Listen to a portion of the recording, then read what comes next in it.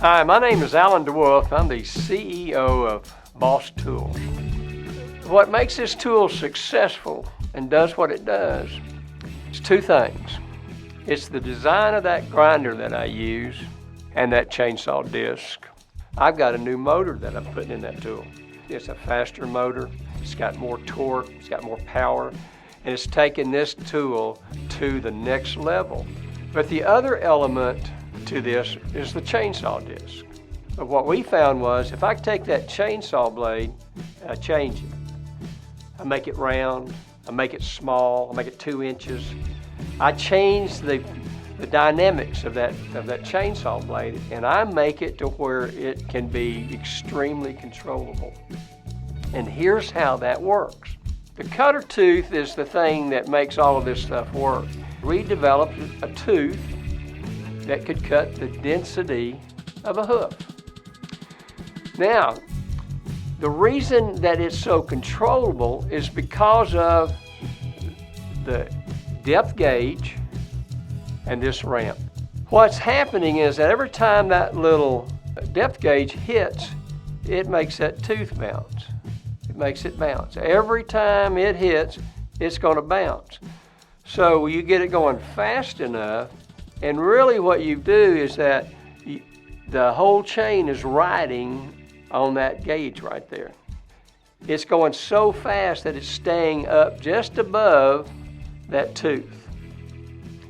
So to make it work, all you have to do is just apply a little pressure.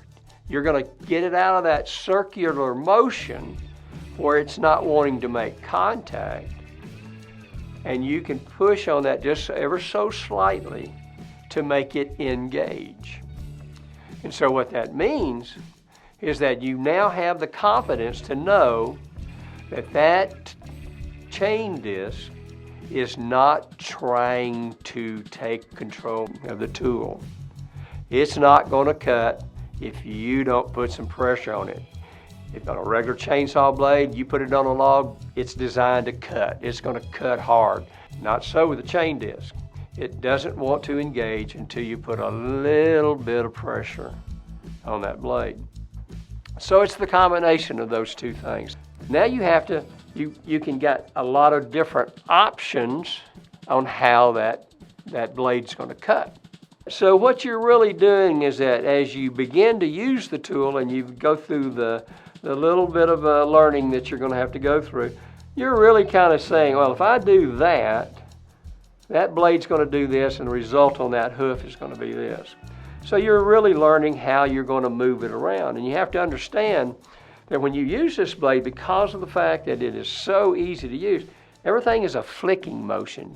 You're not actually trimming this hoof. You're sculpting that hoof. And that's the secret. You're looking for the confirmation, right?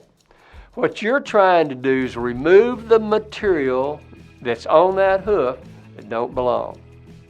And you're using a rasp and you're using a hoof knife and you're using a pair of nippers to remove that material.